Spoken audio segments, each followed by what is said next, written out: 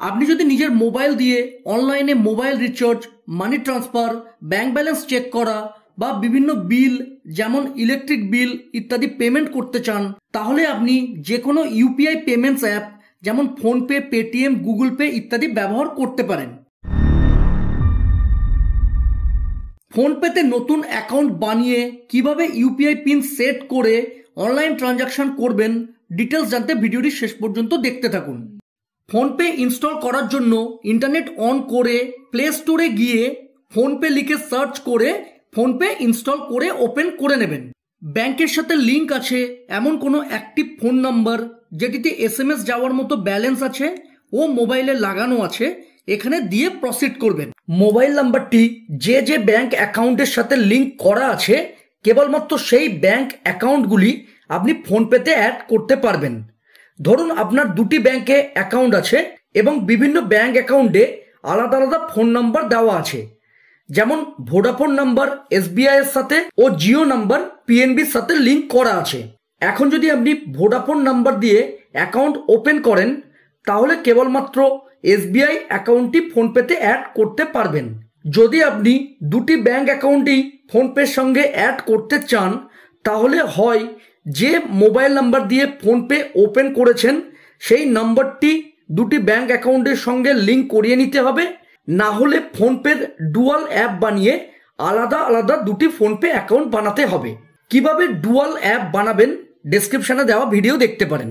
আর যদি আপনার একটি মোবাইল নাম্বার সব অ্যাকাউন্টের সাথে লিঙ্ক করা থাকে তাহলে আপনি ওই পার্টিকুলার মোবাইল নাম্বারটি দিয়ে অ্যাকাউন্ট তৈরি করে সব ব্যাংক অ্যাকাউন্টগুলি সহজে অ্যাড করতে পারবেন। মোবাইলে আসা ওটিপিটি অটোমেটিক্যালি ডিটেক্ট হয়ে যাবে, না এলে আপনি এখানে দিয়ে ভেরিফাই করবেন, তারপর পারমিশনগুলি দেখে দেখে অ্যালাউ করে দেবেন। আপনি ব্যাংক অ্যাকাউন্ট অ্যাড এখান থেকে করতে পারেন কিংবা স্কিপ করে পরেও অ্যাড করতে পারেন। এখন আমি স্কিপ করলাম। এটুকু করলেই আপনার অ্যাকাউন্ট তৈরি হয়ে যাবে। এখনই কিন্তু আপনি ট্রানজাকশন করতে পারবেন না। যে কোনো অনলাইন ট্রানজাকশন করার জন্য আপনাকে ব্যাংক অ্যাকাউন্ট অ্যাড করে ইউপিআই পিন সেট করতে হবে।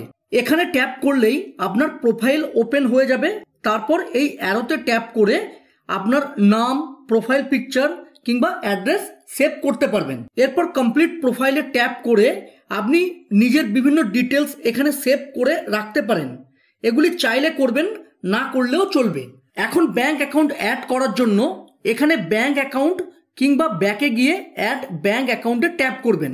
এরপর আপনি নিজের ব্যাংক অ্যাকাউন্ট এখান থেকে খুঁজে বা সার্চ বারে লিখে সার্চ করে সিলেক্ট করে নেবেন, তাহলেই দেখবেন আপনার ব্যাংক অ্যাকাউন্টটি চলে আসবে।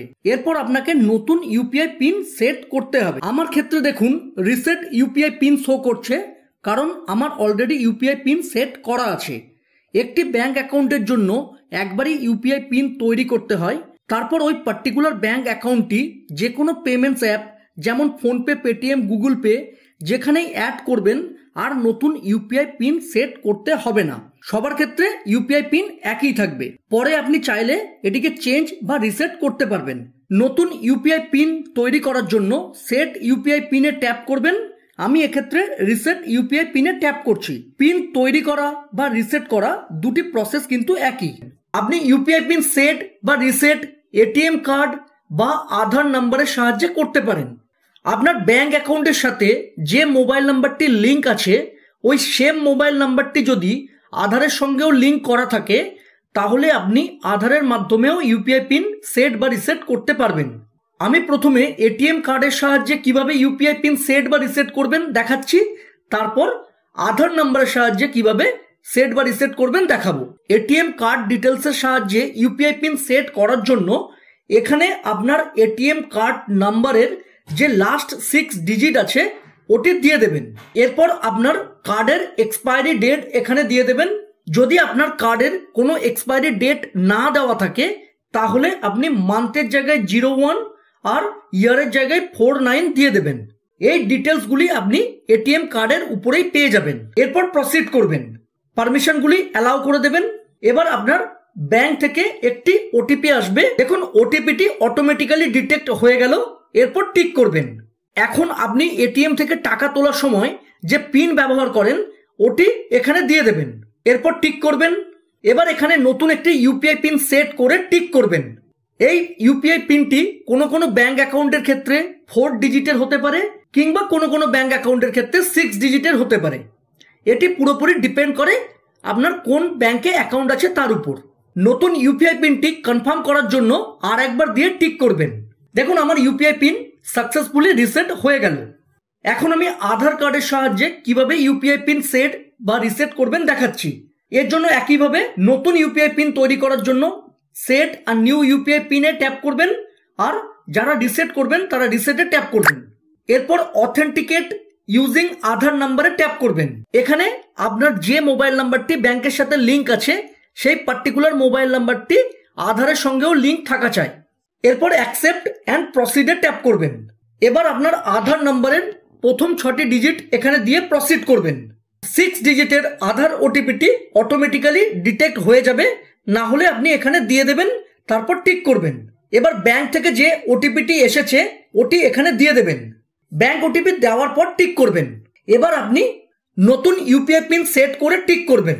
ইউপিআই পিনটি কনফার্ম করার জন্য আর একবার দিয়ে টিক করবেন। এটুকু করলেই আপনার ইউপিআই পিন সাকসেসফুলি সেট বা রিসেট হয়ে যাবে। যেহেতু ইউপিআই পিন ছাড়া কোনো অনলাইন ট্রানজাকশন করা যায় না, তাই এটি খুবই গুরুত্বপূর্ণ। এটিএম পিনের মতো ইউপিআই পিনটিও আপনি কাউকে জানাবেন না, তাহলে আপনার মোবাইলটি বাই চান্স কারোর কাছে চলে গেলেও ইউপিআই পিন না জানা থাকলে কেউ কোনো ট্রানজাকশন করতে পারবে না। ব্যাংক অ্যাকাউন্ট অ্যাড করে ইউপিআই পিন সেট করা হয়ে গেলেই আপনি যে কোনো অনলাইন ট্রানজাকশন করতে পারবেন। ফোনপে দিয়ে কিভাবে অনলাইন মানি ট্রান্সফার মানে টাকা লেনদেন করবেন আই বাটন ও ডেসক্রিপশনে দেওয়া ভিডিওটি দেখতে পারেন। এখন কোনো অনলাইন ট্রানজাকশন যেমন মোবাইল রিচার্জ করতে চাইলে মোবাইল রিচার্জে ট্যাপ করে যে নাম্বারে রিচার্জ করতে চাইছেন সেটি এখানে দিয়ে টিক করবেন। এবার এখানে রিচার্জ অ্যামাউন্ট দিয়ে সার্চ করে এখান থেকে প্ল্যানটি চুজ করে নেবেন, তারপর প্রসিড টু পেতে ট্যাপ করবেন। এরপর আপনার যদি একের বেশি ব্যাংক অ্যাকাউন্ট লিঙ্ক করা থাকে তাহলে যে ব্যাংক থেকে টাকা পেমেন্ট করতে চাইছেন সেটি টিক করে পেতে ট্যাপ করবেন।